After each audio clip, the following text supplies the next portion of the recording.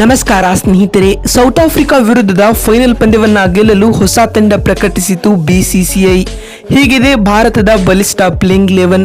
ಹಾಗಾದರೆ ಸುದ್ದಿಯ ಸಂಪೂರ್ಣ ಮಾಹಿತಿ ಏನು? ಅಷ್ಟಕ್ಕೂ ಟಿ20 ವಿಶ್ವಕಪ್ನ ಫೈನಲ್ ಪಂದ್ಯಕ್ಕೆ ಟೀಮ್ ಇಂಡಿಯಾದ ಪ್ಲೇಯಿಂಗ್ 11 ಯಾವ ರೀತಿಯಾಗಿರಲಿದೆ ಮತ್ತು ಪಂದ್ಯದ ಪಿಚ್ ರಿಪೋರ್ಟ್ ಕತೆ ಏನ್ ಹೇಳುತ್ತೆ, ಹಾಗೂ ಟಿ20 ವಿಶ್ವಕಪ್ ಕ್ರಿಕೆಟ್ನಲ್ಲಿ ಭಾರತ ಮತ್ತು ಸೌತ್ ಆಫ್ರಿಕಾ ತಂಡಗಳ ಹೆಡ್ ಟು ಹೆಡ್ ದಾಖಲೆ ಹೇಗಿದೆ, ಹೀಗೆ ಇದರೆಲ್ಲದರ ಬಗ್ಗೆ ಇವತ್ತಿನ ಈ ಒಂದು ವಿಡಿಯೋದಲ್ಲಿ ತಿಳಿಸ್ಕೊಡ್ತಾ ಹೋಗ್ತೀನಿ. ಹೀಗಾಗಿ ದಯವಿಟ್ಟು ಈ ವಿಡಿಯೋವನ್ನ ಕೊನೆವರೆಗೂ ನೋಡಿ ಸ್ನೇಹಿತರೆ.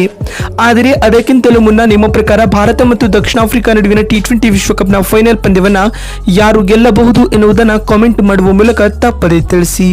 ಹೌದು ಸ್ನೇಹಿತರೆ, ಟಿ20 ವಿಶ್ವಕಪ್ 2024ರ ಫೈನಲ್ ಪಂದ್ಯ ಭಾರತ ಮತ್ತು ದಕ್ಷಿಣ ಆಫ್ರಿಕಾ ನಡುವೆ ನಡೆಯಲಿದೆ. ಈ ಫೈನಲ್ ಪಂದ್ಯವು ಬಾರ್ಬಡೋಸ್ನ ಬ್ರಿಸ್ಟೋನ್ ಕ್ರಿಕೆಟ್ ಅಂತಾರಾಷ್ಟ್ರೀಯ ಮೈದಾನದಲ್ಲಿ ನಡೆಯಲಿದೆ ಸ್ನೇಹಿತರೆ. ಈ ಬಾರಿಯ ಟಿ20 ವಿಶ್ವಕಪ್ನಲ್ಲಿ ದಕ್ಷಿಣ ಆಫ್ರಿಕಾ ಮತ್ತು ಭಾರತ ಎರಡೂ ತಂಡಗಳು ಒಂದೇ ಒಂದು ಸೋಲು ಅನುಭವಿಸಿಲ್ಲ. ಹೀಗಿರುವಾಗ ಫೈನಲ್ ಪಂದ್ಯದಲ್ಲಿ ವಿಭಿನ್ನ ರೋಚಕತೆಯನ್ನ ಕಾಣಬಹುದಾಗಿದೆ. ಹಾಗಾದ್ರೆ ಮೊದಲನೇದಾಗಿ ಪಂದ್ಯದ ಪಿಚ್ ರಿಪೋರ್ಟ್ ಕಡೆ ಗಮನ ಹರಿಸುವುದಾದರೆ, ಬಾರ್ಬಡೋಸ್ನ ಈ ಕ್ರೀಡಾಂಗಣದಲ್ಲಿ ಬ್ಯಾಟ್ಸ್ಮನ್ಗಳು ಮತ್ತು ಬೌಲರ್ಗಳಿಬ್ಬರು ಪ್ರಾಬಲ್ಯವನ್ನ ಹೊಂದಿದ್ದಾರೆ. ಇಲ್ಲಿ ಸ್ಪಿನ್ನರ್ಗಳಿಗೆ ಮಧ್ಯಮ ಓವರ್ಗಳಲ್ಲಿ ಹೆಚ್ಚುವರಿ ಸಹಾಯ ಸಿಗುತ್ತದೆ, ಹಾಗೆ ವೇಗದ ಬೌಲರ್ಗಳಿಗೂ ಕೊಂಚ ಸ್ವಿಂಗ್ ಸಿಗುತ್ತದೆ.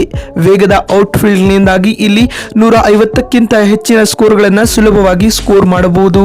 ಸಾಮಾನ್ಯವಾಗಿ ಇಲ್ಲಿನ ತಂಡ ಟಾಸ್ ಗೆದ್ದು ಬ್ಯಾಟಿಂಗ್ ಮಾಡಲು ಆದ್ಯತೆ ನೀಡುತ್ತದೆ. ಈ ಕ್ರೀಡಾಂಗಣದಲ್ಲಿ ಇದುವರೆಗೂ 32 ಅಂತಾರಾಷ್ಟ್ರೀಯ ಟಿ20 ಪಂದ್ಯಗಳು ನಡೆದಿವೆ. ಇದರಲ್ಲಿ ಮೊದಲು ಬ್ಯಾಟಿಂಗ್ ಮಾಡಿದ ತಂಡ 19 ಬಾರಿ ಗೆದ್ದಿದ್ದರೆ 11 ಬಾರಿ ಗುರಿ ಬೆನ್ನಟ್ಟಿದ ತಂಡ ಗೆದ್ದಿದೆ. 2 ಪಂದ್ಯಗಳು ಫಲಿತಾಂಶವಿಲ್ಲದೆ ಅಂತ್ಯ ಕಾಣಿವೆ ಸ್ನೇಹಿತರೆ. ಇನ್ನು ಟಿ20 ಕ್ರಿಕೆಟ್ ನಲ್ಲಿ ಭಾರತ ಮತ್ತು ದಕ್ಷಿಣ ಆಫ್ರಿಕಾ ತಂಡಗಳ ಹೆಡ್ ಟು ಹೆಡ್ ರೆಕಾರ್ಡ್ಸ್ ಗಳಿಗೆ ಗಮನ ಹರಿಸುವುದಾದರೆ, ಉಭಯ ತಂಡಗಳ ನಡುವೆ ಒಟ್ಟು 26 ಪಂದ್ಯಗಳು ನಡೆದಿವೆ. ಇದರಲ್ಲಿ ಭಾರತ ತಂಡ 14 ಪಂದ್ಯಗಳಲ್ಲಿ ಗೆದ್ದಿದ್ದರೆ ದಕ್ಷಿಣ ಆಫ್ರಿಕಾ 11 ಪಂದ್ಯಗಳಲ್ಲಿ ಜಯ ಸಾಧಿಸಿದೆ.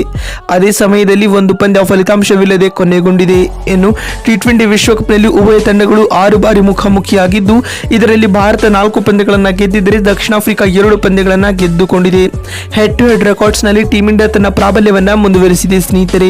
ಇದೀಗ ಫೈನಲ್ ಪಂದ್ಯಕ್ಕಾಗಿ ಭಾರತದ ಪ್ಲೇಯಿಂಗ್ 11 ಯಾವ ರೀತಿಯಾಗಿರಲಿದೆ ಅಂತ ನೋಡ್ತಾ ಬರುವುದಾದ್ರೆ, ಆರಂಭಿಕರಾಗಿ ರೋಹಿತ್ ಶರ್ಮಾ ಮತ್ತು ವಿರಾಟ್ ಕೊಹ್ಲಿ ಕಾಣಿಸಿಕೊಳ್ಳಲಿದ್ದಾರೆ. ಕೊಹ್ಲಿ ಕಡೆಯಿಂದ ಟೂರ್ನಿ ಉದ್ದಕ್ಕೂ ಉತ್ತಮ ಆಟ ಬಂದಿಲ್ಲ. ಫೈನಲ್ ಪಂದ್ಯದಲ್ಲಾದರೂ ಮಿಂಚುತ್ತಾರಾ ಕಿಂಗ್ ಅನ್ನೋದನ್ನ ಕಾದು ನೋಡೋಣ. 3ನೇ ಕ್ರಮಾಂಕದಲ್ಲಿ ವಿಕೆಟ್ ಕೀಪರ್ ಕಮ್ ಬ್ಯಾಟ್ಸ್ಮನ್ ಆಗಿ ರಿಷಬ್ ಪಂತ್ ಕಾಣಿಸಿಕೊಳ್ಳಲಿದ್ದಾರೆ. 4ನೇ ಕ್ರಮಾಂಕದಲ್ಲಿ ಮಿಸ್ಟರ್ 360 ಖ್ಯಾತಿಯ ಸೂರ್ಯಕುಮಾರ್ ಯಾದವ್ ಆಡಿದರೆ, 5ನೇ ಕ್ರಮಾಂಕದಲ್ಲಿ ಕಳಪೆ ಪ್ರದರ್ಶನವನ್ನು ನೀಡುತ್ತಿರುವ ಶಿವಮ್ ದುಬೆ ಅವರಿಗೆ ಮತ್ತೊಂದು ಅವಕಾಶ ಸಿಗಬಹುದು. 6ನೇ ಸ್ಥಾನದಲ್ಲಿ ಹಾರ್ದಿಕ್ ಪಾಂಡ್ಯ ಬರಲಿದ್ದಾರೆ. ಇನ್ನು 7ನೇ ಕ್ರಮಾಂಕದಲ್ಲಿ ಸ್ಪಿನ್ ಆಲ್ರೌಂಡರ್ ಆಗಿ ಅಕ್ಷರ್ ಪಟೇಲ್ ಆಡಲಿದ್ದಾರೆ. 8ನೇ ಕ್ರಮಾಂಕದಲ್ಲಿ ಕಳಪೆ ಆಟವನ್ನು ಆಡುತ್ತಿರುವ ರವೀಂದ್ರ ಜಡೇಜರವರಿಗೆ ಅವಕಾಶ ನೀಡುತ್ತಾರಾ ಅನ್ನೋದನ್ನ ಕಾದು ನೋಡೋಣ. 9ನೇ ಕ್ರಮಾಂಕದಲ್ಲಿ ಕುಲ್ದೀಪ್ ಯಾದವ್ ಆಡಲಿದ್ದಾರೆ. 10ನೇ ಸ್ಥಾನದಲ್ಲಿ ಜಸ್ಪ್ರೀತ್ ಬುಮ್ರಾ ಕಾಣಿಸಿಕೊಂಡರೆ, 11ನೇ ಕ್ರಮಾಂಕದಲ್ಲಿ ಹರ್ಷದೀಪ್ ಸಿಂಗ್ ಆಡಲಿದ್ದಾರೆ. ನೋಡಿದ್ರಲ್ಲ ಸ್ನೇಹಿತರೆ, ಟಿ20 ವಿಶ್ವಕಪ್ನ ಫೈನಲ್ ಪಂದ್ಯಕ್ಕೆ ಭಾರತದ ಪ್ಲೇಯಿಂಗ್ 11 ಯಾವ ರೀತಿಯಾಗಿರಲಿದೆ ಅಂತ ತಿಳಿಸಿಕೊಡುವ ನಮ್ಮ ಈ ಪ್ರಯತ್ನ ನಿಮಗೆ ಇಷ್ಟವಾಗಿದ್ದಲ್ಲಿ ತಪ್ಪದೇ ಈ ಕೂಡಲೇ ಈ ವಿಡಿಯೋಗೊಂದು ಲೈಕ್ ಮಾಡಿ. ಮತ್ತೊಂದು ವಿಡಿಯೋದಲ್ಲಿ ಸಿಗ್ತೀನಿ. ಅಲ್ಲಿವರೆಗೂ ನಮಸ್ಕಾರ.